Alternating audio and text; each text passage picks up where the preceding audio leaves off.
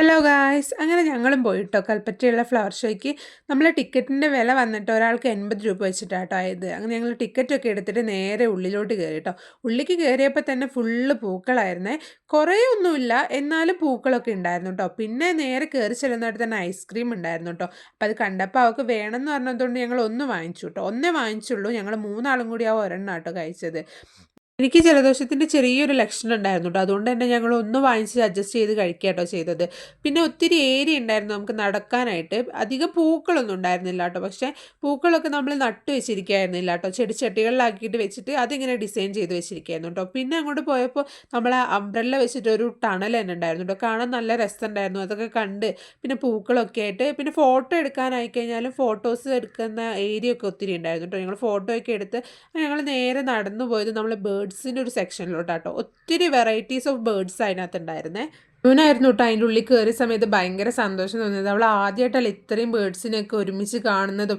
ഞാൻ അയക്കാനുള്ള ആദ്യമായിട്ടാട്ടോ ഇത്രയും കിളികളെയൊക്കെ ഒന്നിച്ച് കാണുന്നത്. കിളികൾ മാത്രമല്ല, അവിടെ പാമ്പൊക്കെ ഉണ്ടായിരുന്നു കേട്ടോ.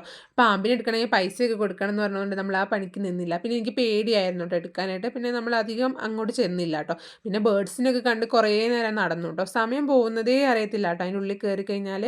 തനുവിനാണെങ്കിൽ ബേർഡ്സിനെ പിടിക്കണം എന്ന് പറഞ്ഞിട്ട് അവൾ പിടിക്കാനൊക്കെ നോക്കുക കേട്ടോ. പക്ഷെ നമുക്ക് പേടിയായിരുന്നു, എന്നാലും കുഴപ്പമുണ്ടായിരുന്നില്ല കേട്ടോ. പിന്നെ ഞങ്ങൾ അധികം നേരം അവിടെ നിൽക്കാൻ നിന്നില്ല കേട്ടോ. കാരണം എന്താ വെച്ച് കഴിഞ്ഞാൽ ഇവരുടെ ഒരു മാതിരി പൊടി ഉണ്ടാവുമല്ലോ, അത് നമുക്ക് വല്ല അലർജി എന്തെങ്കിലുമൊക്കെ ആയിക്കഴിഞ്ഞാൽ എന്ന് വെച്ചാൽ ഞങ്ങൾ പെട്ടെന്ന് തന്നെ അവിടെ നിന്ന് ഇറങ്ങി കേട്ടോ.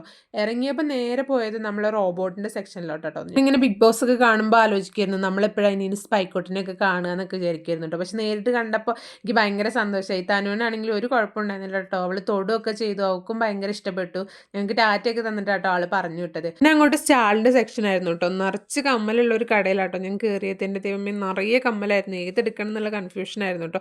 പിന്നെ ഒന്ന് രണ്ട് കമ്മലൊക്കെ വാങ്ങിച്ചിട്ട് ഞങ്ങൾ നേരെ തനുവിനൊരു ടോയ് വാങ്ങാൻ വേണ്ടി പോയിട്ടോ.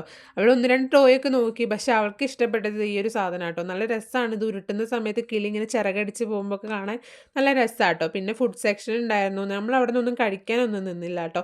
ആൾക്കാർ കുറവായിരുന്നു, കാരണം വൈകുന്നേരം സമയമായതുകൊണ്ട് തന്നെ എല്ലാവരും വരുന്നതല്ലേ ഉണ്ടായിരുന്നുള്ളൂ. പിന്നെ ഞങ്ങൾ പുറത്തേക്ക് ഇറങ്ങിയ സമയത്ത് അവിടെ ഫുൾ പാട്ടൊക്കെ വെച്ചിരിക്കുകയായിരുന്നു കേട്ടോ. തനുവിന് പാട്ടൊക്കെ കേട്ടപ്പോൾ ഭയങ്കര ഡാൻസൊക്കെ ആയിരുന്നു.